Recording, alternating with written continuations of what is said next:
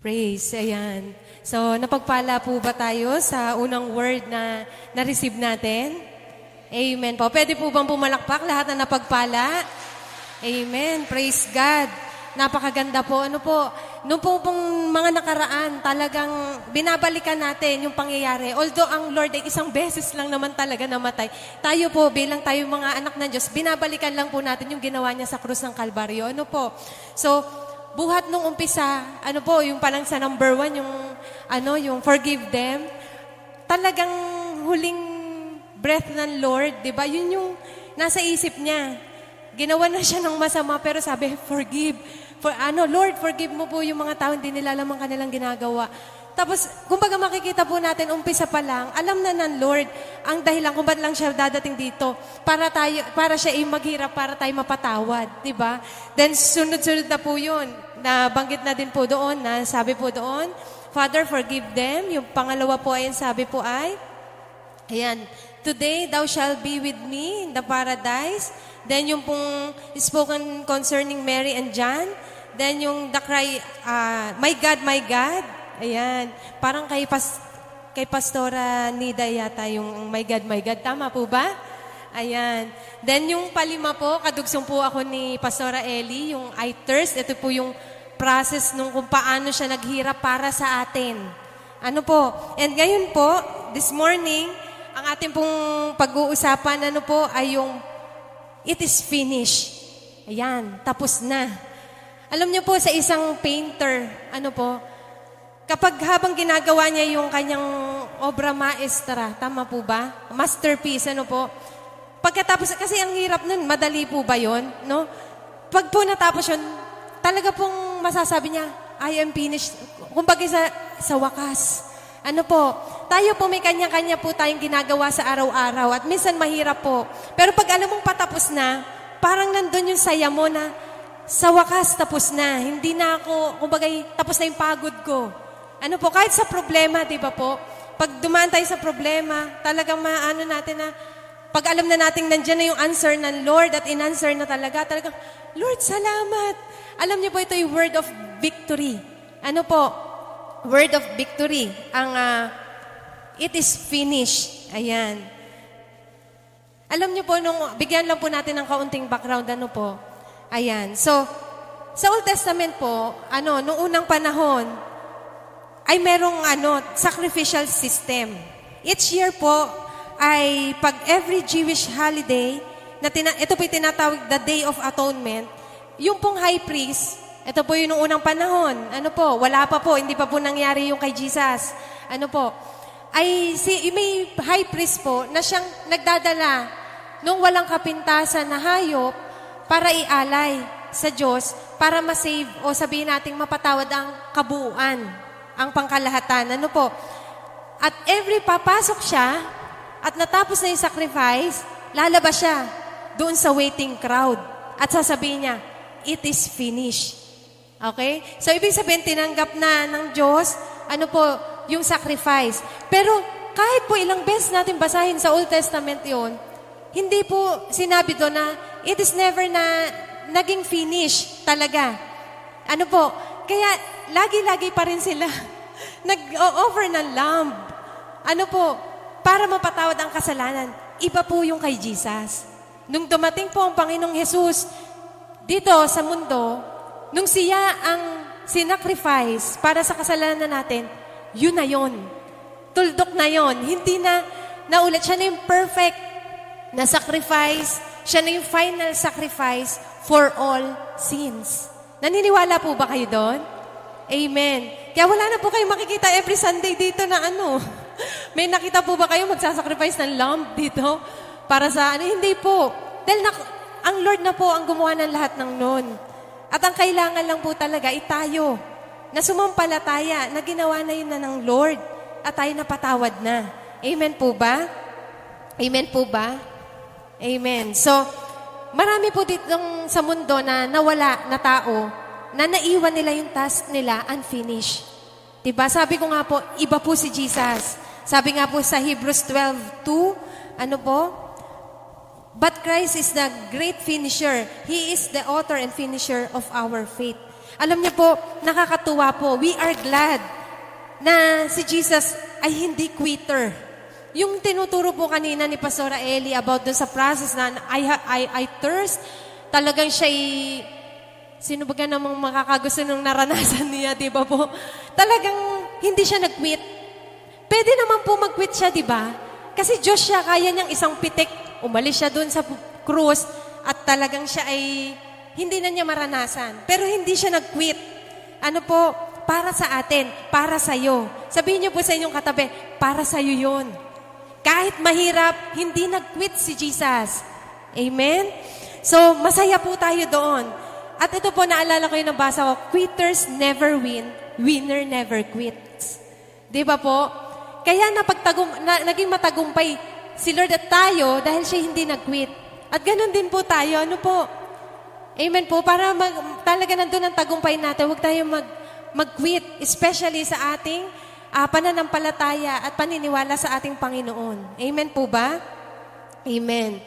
So, maraming beses siyang pwede mag-quit. Nabanggit ko nga po kanina. Pero hindi niya pinili para lang masave tayo. Amen?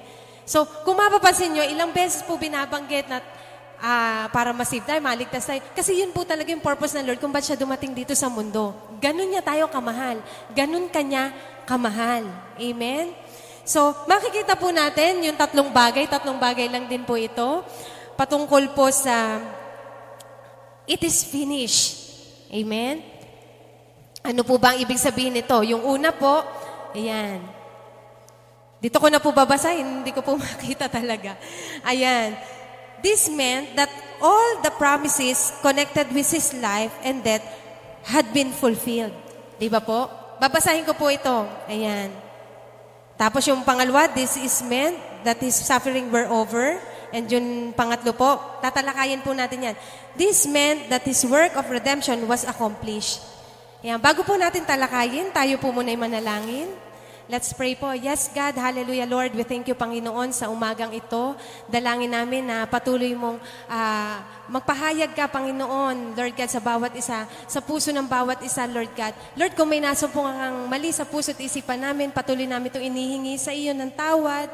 Lord, gusto namin ma-receive the very heart of your word this morning, Panginoon.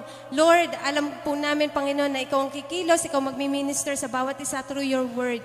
Holy Spirit, kayo na po ang bahala, Panginoon, at dalangin ko po, Panginoon, na tanging salita mo lang lumabas sa akin labi, Panginoon. Panginoong Jesus, mataas ka, Panginoon, gawin niyo pong matabang lupa ang puso ng bawat isa na makikinig upang ito ay tumanim at lumago, Panginoon, sa buhay ng bawat isa. Salamat, Panginoon. At Lord, kung ano man plans and works of the enemy sa oras na to upang hindi ma-receive ang iyong salita, Lord God, ito po'y kinakansela na namin sa pangalan mo, Panginoong Jesus, sa kapangyarihan ng banal mong Espiritu. Lord, maraming salamat. Ito po aming dalangin, seal this prayer with your most precious blood. In Jesus' name, amen, amen. Ayan. So, talakayin po natin, it is finished. Ayan. Bakit ba kailangan natin pag-usapan? Ano po, yung mga bagay na ito nung siya ay namatay sa krus ng Kalbaryo. Ano po ang Panginoong Jesus? Kasi alam niyo po, pag tama ang pagkaunawa, tama ang pagkilos, ang paggawa, tama ang perspective. Ano po? Kaya dapat maunawaan po talaga natin kung ano ang mga ibig sabihin, bakit nagsalita si Lord ng 7 bagay. Ano po? 7 last word nung siya ay namatay sa krus ng Kalbaryo. Amen? So, ang una po, ang sabi po diyan, this meant that all the prophecies connected with his life and death had been fulfilled. Ayan, makikita po natin dito, no, totoo ang Bible. Naniniwala po ba kayo sa Bible? Amen? Yan po ay Word of God. Yan ay kinasihan. Ano po, ng banal na Espiritu? Ano po, ang Bible? Yan, it is true because God is true. At if God predicts a thing, you can know that it will come to pass. So, makikita po natin sa Old Testament, talagang maraming sinabi na prophecies. Ano po? At nangyari po yun na fulfilled. Ganon din po, ano po, kung ano man yung mabasa nyo sa Bible, mangyayari din po yun. Amen? Sino po dito nanghahawak ng salita ng Lord o may promises ng Lord na hinahawakan? Maniwala po kayo, mangyayari po yan. Yung nga po kay Jesus nangyari, yan pa kaya? Amen? Praise God. Kaya patuloy po nating hawakan ng salita ng Lord. Amen? So, iyan po yung isang bagay na matututunan din natin doon sa nangyari. Ano po? At ito po, makikita po natin sa prophecies, ano po, some of the prophecies of Christ fulfilled. Ayan. Di ba, makikita po natin doon, He was to be born of a virgin. Nangyari naman po. Di ba po, si Maria, nung siya ay nagsiping sila ng kanyang asawa, naglagay ng telang puti pa rin at merong blood doon. Ibig sabihin, virgin pa rin si Mary nung ipanganak si Jesus. Ano po? Tapos, He would be a descendant of David. He would be named before He was born. He was be born in Bethlehem. Totoo po. Yan po yung mga prophecies sa Old Testament na nangyari. Ano po? Totoong nangyari. He would flee to Egypt. He would have a forerunner. Iniisa-isa ko lang po yung mga nakasulat sa Bible na nangyari naman talaga. Ano po? Sabi po dito, He would cause the lame to walk and deaf to hear and the dumb to speak. Makikita po niya yan sa 4 Gospels. Ano po? Lahat ng pinagaling ng Lord, pinalakad. Ano po? He would be despised and reject of men. Kitang-kita nyo naman po, kahit si Peter na disciple, itinanggi siya. Ano po? Totoong nangyari, He would be hated without a cause. Hindi po niya kasalanan. Ba't siya napako sa krus? Para po sa ating lahat yon, pero siya po ay hinate ng lahat. Ano po? Ayan. He would be betrayed by friends. Ayun na nga po, kagaya po ni Peter, nasa inner circle niya po yun. Ano po? He would be forsaken by His disciples. He would be led to the slaughter and number among transgressors. And 13 soldiers would gamble for His garments. Lahat po yun nakasulat na. At nung panahon nito, na sinasalita nito, ni Jesus yung 7 last word, nangyari po lahat yun. Ano po? So, totoo po ang Bible. Ano po? So, sabi nga po diyan, this meant that all the prophecies connected with His life and death had been fulfilled. Ayun po. So, fulfilled. It is finished. Ano po? Pangalawa po, sabi doon, balikan ko pa rin po ito. Sabi dito, when Jesus said it is finished, we know that all these things have come to pass. Ano po? So, talagang nangyari naman po lahat. Kung nangyari po yung pagkamatay para ma-save tayo, yung pong second coming, mangyayari din po.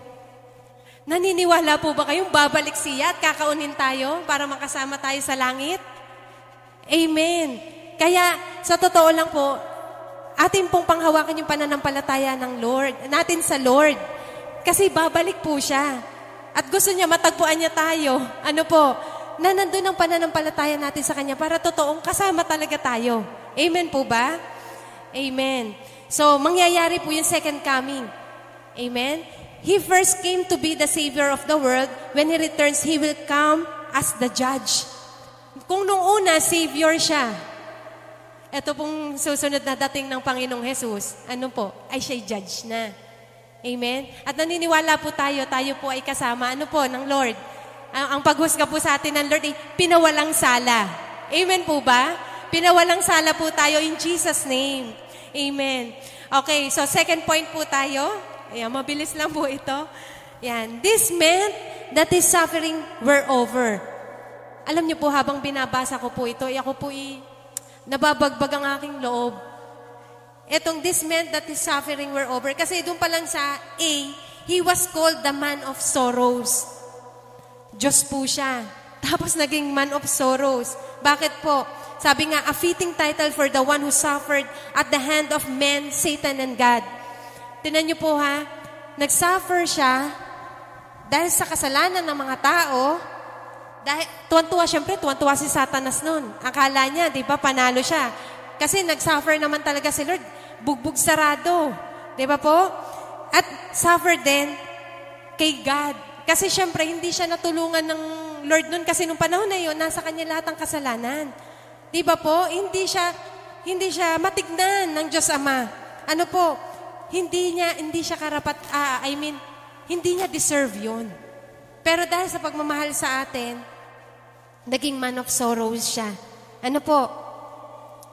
At ganun din po, kita naman po natin, physically, talagang bugbog sarado siya. Ano po? Emotionally, syempre. Di ba po? Ikaw na isang tao. Di ba? 100% na man and 100% na Diyos siya. Yung ikaw ay bugbugin o ikaw ay patawan ng parusa na hindi naman ikaw ang gumawa, ano ang pakiramdam? Amen? Ano kayang pakiramdam ni Jesus noong time na yun kung ikaw yon? At ipinahako ka sa krus o sabihin natin, maliit na lang, parurusahan ka, ikukulong ka ng 30 days na hindi naman ikaw may kasalanan. Ano ang pakiramdam mo? Siguro gigil na gigil ka. Awang-awa ka sa sarili mo. Talagang makikita natin doon, kaya sabi ko, grabe naman si Lord yung pagmamahal sa atin, siya lang yung willing gawin yon para sa atin. Ganun, kaya pala sabi, for God so loved the world. Diba si Father God, binigay yung anak, mismo si Jesus, binigay yung buhay niya. Grabe yung pagmamahal ng Diyos sa atin. Diba? Kaya wala tayong karapatan na questionin ang pagmamahal ng Diyos sa atin. Makaranas man tayo, ng mga problema. O hindi pagsagot pa ng prayer, request, natin sa Lord. Hindi po natin dapat questionin ang pagmamahal ng Lord. Kala ko ba mahal niyo ako? Bakit ganon? Dito pa lang sa ginawa niya, may salvation ka. Pinakita na talaga sobrang mahal ka ng Panginoon. Amen? So kung meron po dito na nakakaramdam na walang nagmamahal sa Kanya, ito po ang sinasabi ng Lord, namatay siya para sa'yo. Amen? At ito pa po, sabi po, His friends and His enemies inflicted pain upon Him. Even yung malapit sa Kanya, nagbigay ng pain. Kaya pala man of sorrow, yung title na nailagay sa Kanya, nung time na yon. It was not just on the cross that He suffered. He suffered all through His life. Bakit po nasabing all through His life? Ang isang taong may sakit, na alam niya siya'y mamamatay, ano kayang pakiramdam habang araw-araw? Diba? Siya alam niyang mamamatay siya at alam niya kung paano.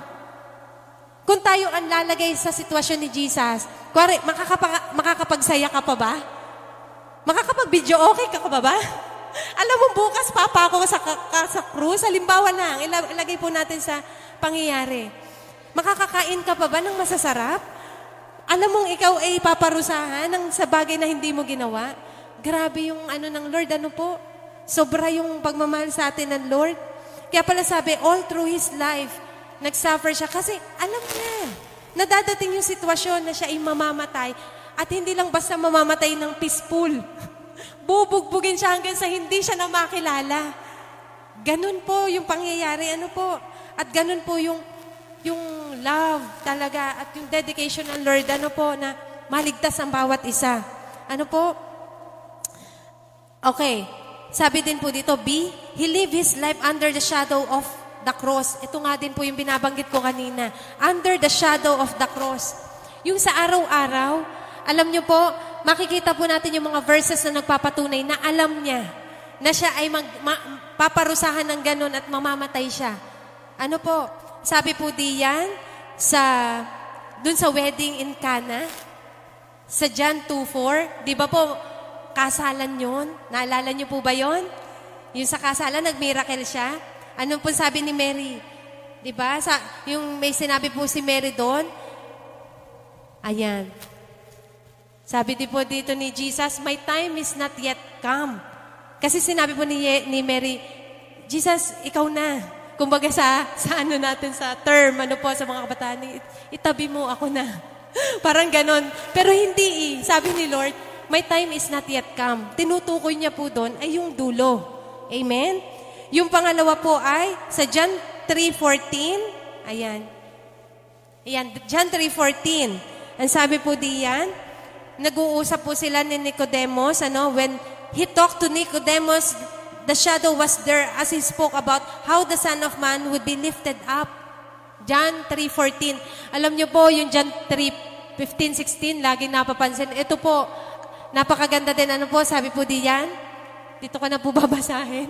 Just as Moses lifted up the snake in the wilderness, so the Son of Man must be lifted up. Tinutukoy na po niya yung sarili niya yan. Diyan. So makikita natin, alam niya.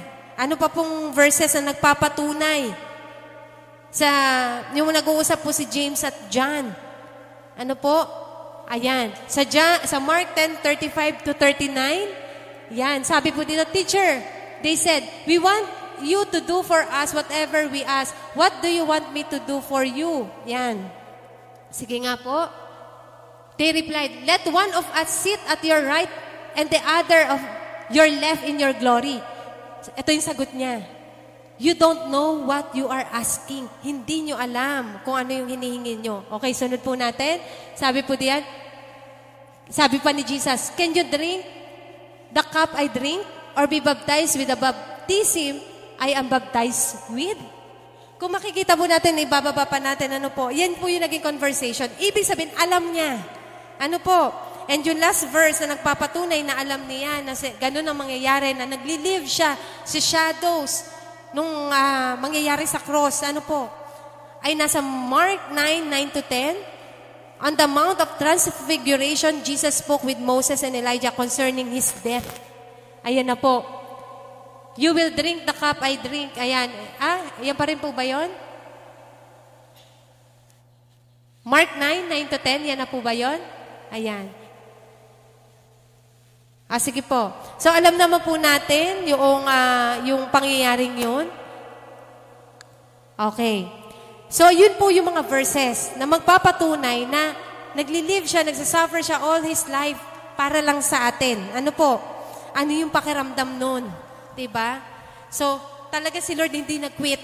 Kahit alam niya na ganun mangyayari. Okay? Then Jesus said and cried, it is finished. Okay? So, yun po yung point number 2. And last po tayo, point number 3. This meant that His work of redemption was accomplished. Accomplished na. The work is complete. Ano po? So, makikita po natin diyan, the work of Christ is now complete. Wala nang kailangang i-add doon sa work na ginawa ng Lord sa krus ng Kalbaryo para i-redeem ang mankind.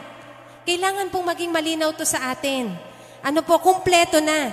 Hindi na kailangan, ano po, kasi maraming tao. Ano po, men want to add all sorts of things to His work of redemption, kagaya po ng good works, baptism, church membership, tongues, etc. etc. Ano po, kung makikita po natin doon, yung po bang magnanakaw na dalawa na kasama niya nung pagkapako ng krus? Sa palagay niyo po, naka-good works pa sila. Yung sinabi niya na, sige, dahil dyan, isasama kita sa paradise. Diba? Sabi niya doon sa isa kasi naniwala sa kanya. Diba po? Dalawang magnanakaw. Ayun po ba ay nagkaroon pa ng good works? Bakit nakasama sa paradise? Nakakapag-baptize pa ba? Church membership? Naka-attend pa ba siya ng church? Diba po? Nakapag-tongues pa ba siya? Diba? Hindi po. Ano po? Kaya wala na pong i-add. Ano po? Kailangan na po natin itong maunawaan. Kasi dumadating ang sitwasyon, pag nagkamali po tayo, yung pakiramdam natin, hindi na ako kasama sa langit. Ano po? Ang kailangan lang po, kailangan lang po natin na lumapit talaga sa Lord, humingi ng tawad at wag nang ulitin yung bagay na yon. Ano po? At manampalataya sa Kanya na it is finished. Amen? Yun talaga yung ibig sabihin niya, tuldok na. Huwag mo nang dagdagan. Alam niyo po, taon-taon, pag mahal na araw, marami nagpipinitensya, marami pang ginagawa na sa palagay nila ay makakabawas ng kasalanan nila. Pero ang sabi ni Lord, it is finished. Huwag niyong pahirapan ang inyong sarili. Ang kailangan niyo na lang panampalatayanan yung ginawa ko sa krus ay kumpleto na. Lahat ng debt ay fully paid na. Ano po? So, makikita din po natin dito, ano po? Makikita po natin yan sa John 6:38. For I came down from heaven not to do my own will, but the will of Him that sent me. Kung makikita natin, will ng Lord yun, yung pangyayari doon. Kasi gusto din ni Father God talaga na maligtas ang sangkatauhan. Jesus Christ came to seek and save the lost. Now they can be saved. Okay? He came to take away our sins. Now He has done. So, through the shedding of His precious blood, talaga masave tayo. Ano po? So, yun po yung tatlong bagay. Ano po? Ulitin ko po yung una. This meant that all the prophecies connected with His life and death has been fulfilled. Ano po? Yung pangalawa po, this meant that His suffering were over. At yung pangatlo po, this meant that His work of redemption was accomplished. Kompleto na. Kung may utang, fully paid na. Okay po? So, para sa akin po, ano po, hindi lang po ito, as a conclusion, ano po natin, hindi lang po word of victory. Ito po yung word of assurance din sa akin. Ina-assure ng Lord na, finish na, anak. Huwag mo nang dagdagan. Huwag mong pahirapan ang sarili mo. Ganito lang ang kailangan mong gawin. Ikaw itotohanang lumapit sa akin. Ang sabi, whoever believes in Him will not perish and will have eternal life. Di ba po? So kailangan, believe. Paniwalaan po natin. Alam niyo po, yung mga good works na ginagawa ng iba para sila maligtas, sa atin po, ito po ay manifestation na lang ng pananampalataya natin sa Lord. Kaya tayo nag-good works. Dahil nakipag-isa na tayo sa Lord. Lahat ng bagay kay Lord ay good. Kaya magmamanifest sa atin ay good lahat. Ano po? So, hindi po kailangan dagdagan pa dahil tapos na. Sabihin mo sa katabi mo, tapos na. Amen? Yung pagpapatawad ng Lord, lagi naririyan. Ano po? Ano man ang condemnation ng tao, ng kaaway ni Satanas, o ng mismong sarili natin, yung powerful word ng Lord ng assurance and victory, ay ito na nga, it is finished. It is already finished. Gusto ko po dito mag-end. Okay lang po ba? Ikwento ko yung kay Zane. Ano po? Ako po tuwan-tuwa sa batang iyan at iba po yung kanyang pananampalataya. May makukuha po kayo dito. Alam niyo po itong batang ito, si ate nagchat-chat sa akin. Okay lang, banggitin ko. Sabi niya, si Zane nag-iiyak nung gabi. Bakit? Kasi siya daw nagkaroon ng kasalanan. Ayan. Siyempre, baby. Mga baby may feeling nila na ng away o kaya naman naging mataray o ano man. Kasalanan. Iiyak siya. Kasi baka hindi siya patawarin ni Lord. Ayan. Ako tuwan-tuwa talaga kasi sabi ko, ba't naiisip niya yun? Baby siya, pero grabe yung ano niya sa Panginoon. Gusto niya patawarin siya ni Lord. Tapos sige ate, ito yung 1 John 1:9, pabasa mo. At ito din yung pangahawak niya sa word ng Lord. Nabasa niya yung 1 John 1:9, no? Pinabasa ni ate. Naniwala. Hindi na nag-iyak. Natulog ulit. Yan. Sumunod na araw, okay, tas umulit ulit. Baka hindi nakalimutan ni Lord yung kasalanan. Nag-chat uli si ate. Ate, tama-tama. Yan ang aming topic sa tuklasin. Ayan, maganda po yun. Tayo po'y mag-a-undergo sa ate po discipleship. Bawat sektor, ano po. Meron po tayong ang sagot, tuklasin, ang Santiago. Ano po. Doon po itatake lahat yon. Alam niyo po ang sabi doon? Ay tama-tama. Ang sabi doon po sa Isaiah 43, kung hindi po ako nagkakamali, sabi doon, ang Diyos ay mapagmahal at mahabagin. Ano po? At ang sabi doon, at kinakalimutan niya ang lahat ng iyong pagkakasala. Nung nabasa, ano po, ay hindi na din siya nag-iyak.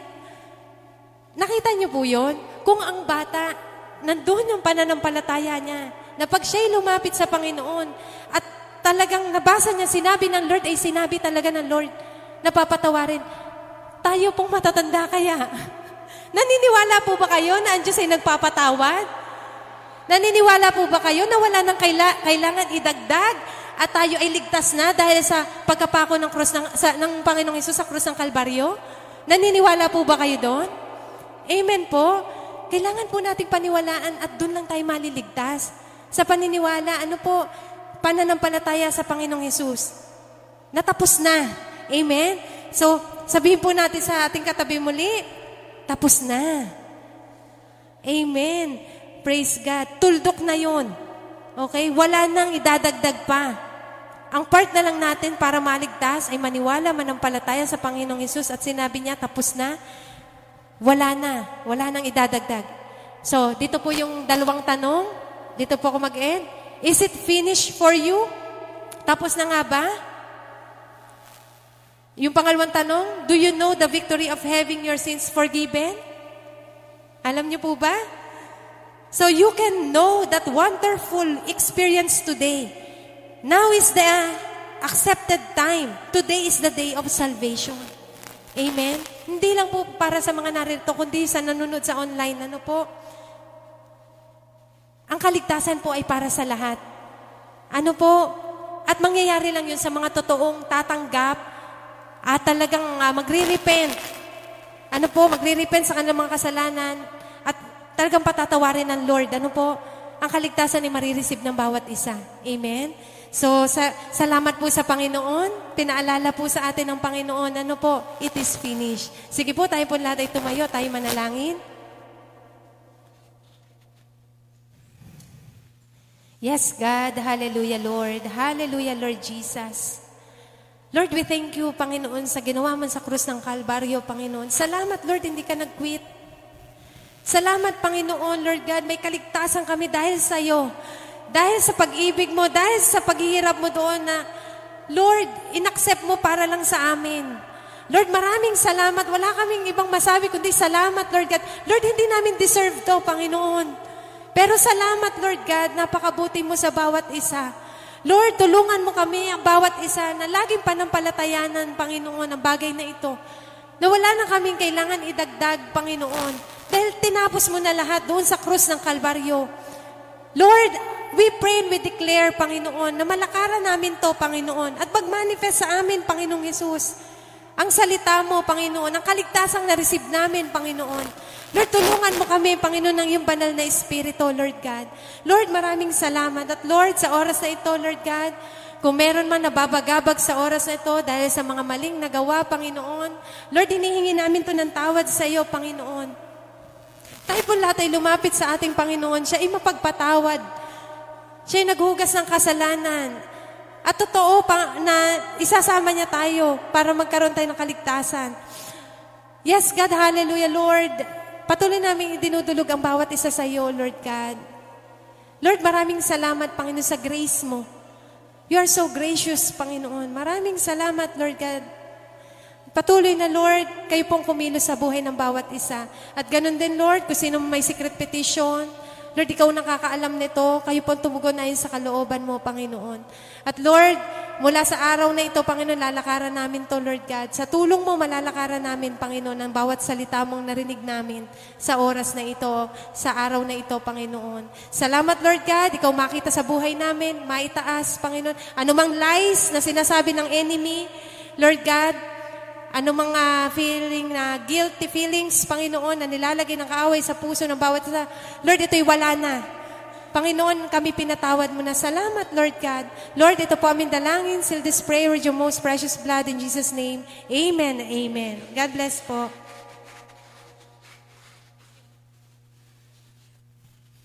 Palapakan natin ang ating Diyos sa buhay. It is finished. Amen. Habang nag-share si Pastora, babasahin ko lang po yung isang verse from 2 Corinthians chapter 2 Corinthians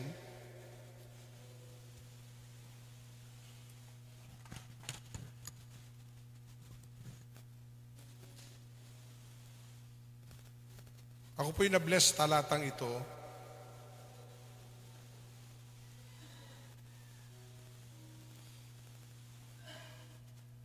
The very word from the Lord na makikita po natin dito, chapter 15.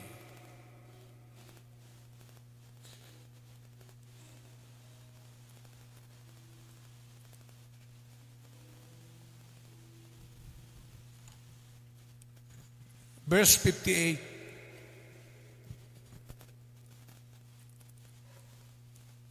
Nung binabasa ko po ito,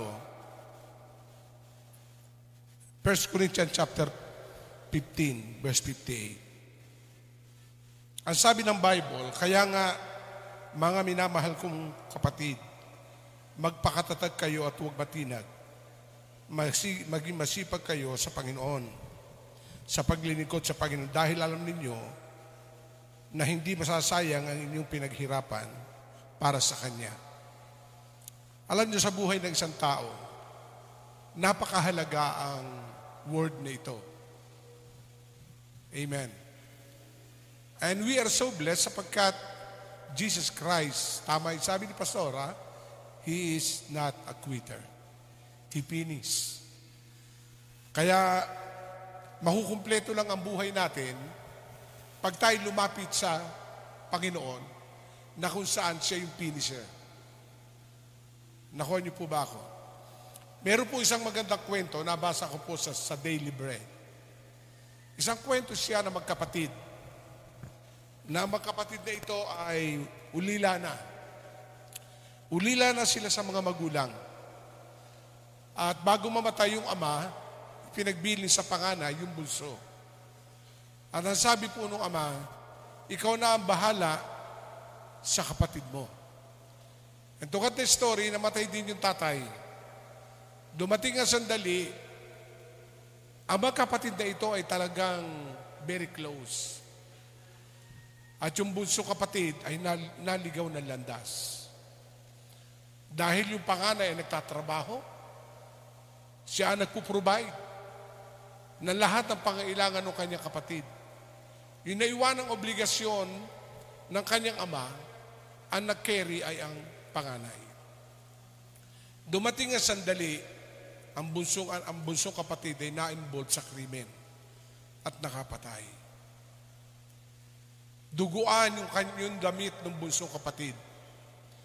Hinahabol ng alagad ng batas dahil siya nagkasala sa batas ng Pilipinas.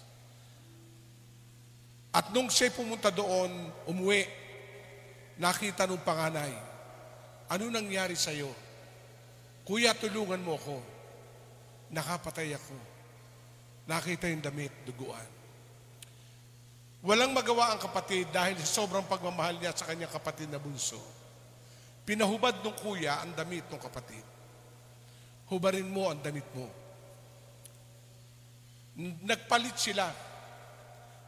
Isinuot ng panganay na kapatid ang dugo ang damit ng bunso. At isinuot. At yung polong napakaganda dahil galing sa opisina, idinamit doon sa bunso.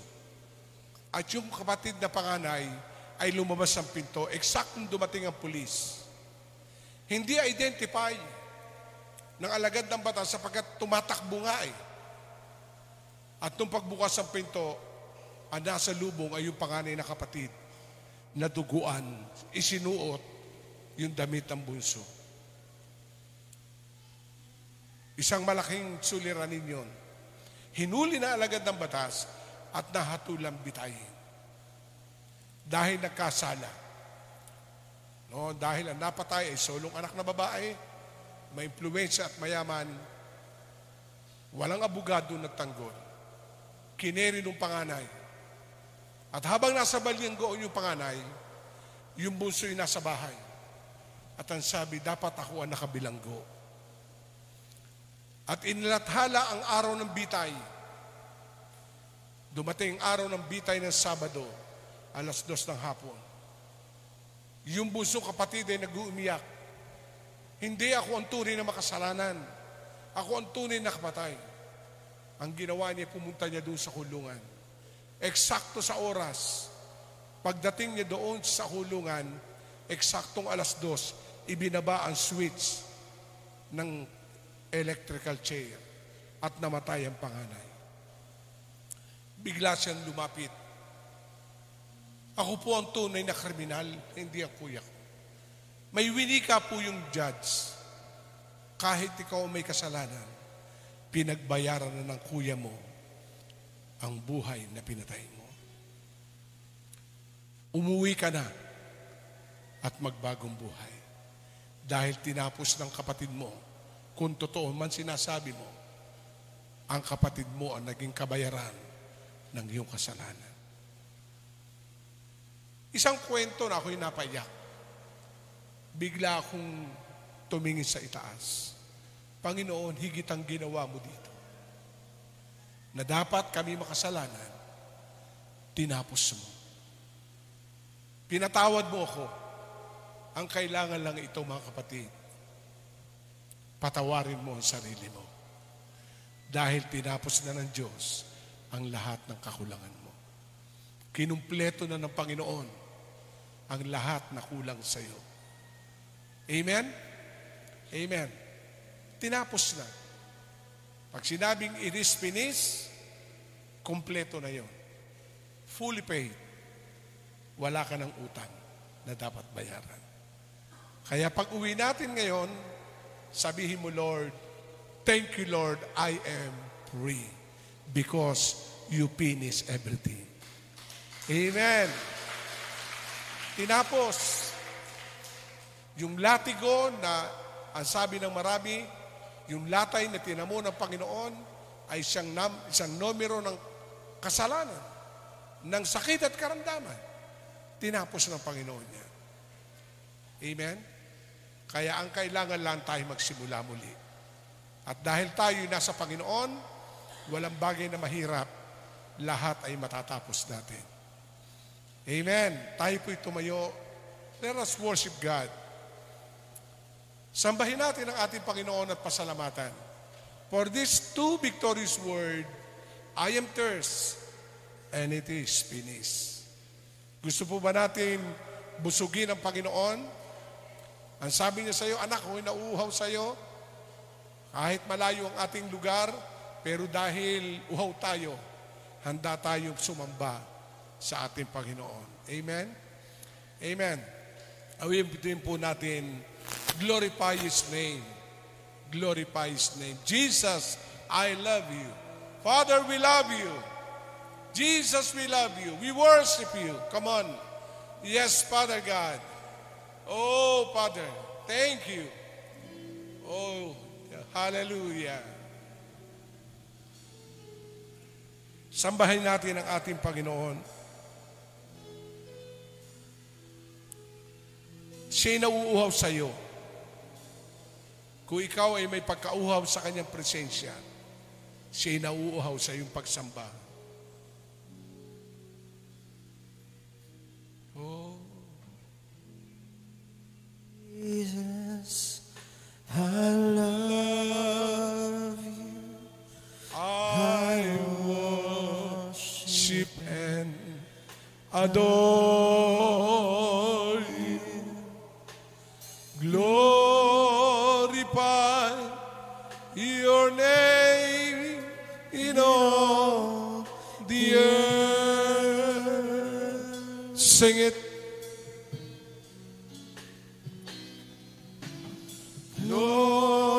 Glorify your name. Be glorified. Glorify your name. Glorify Your name in all the earth. in all the earth. Sing it to Jesus. I love you. Shall we raise our hand? Oh, Jesus, I love you. I worship, worship and adore you. Glorify your name in all the earth. Sing it, glorify His name. Glorify your name. Glorify your name. Glorify your name. in all the earth. The earth. Sing it to the Holy Spirit. Oh, Spirit, I love you. I worship and adore I you. worship and adore you. Glorify your name in all the earth. Sing it, glorify His name. Glorify your name. Glorify your name. Yes. Glorify your name in all The earth. Salamat dakilang Diyos sa dalawang salita. sa 5 at ika-6 na salita. Hayaan mo habang kami nabubuhay, ang iyong pagkauhaw ay magantihan namin ng tamang pagsamba. Mauhaw kami sa mga bagay na espiritual. Mauhaw kami sa pagsamba. At salamat sapagkat ay ika-6 na salita ay salita ng katagumpayan. It is finished. Salamat, tinapos mo ang lahat. Malaya kaming makatatanggap ng kaligtasan. Hindi po ito kulang dahil tinapos mo, kinumpleto mo ang aming kaligtasan. Sa pangalan ni Jesus, Amen. Amen.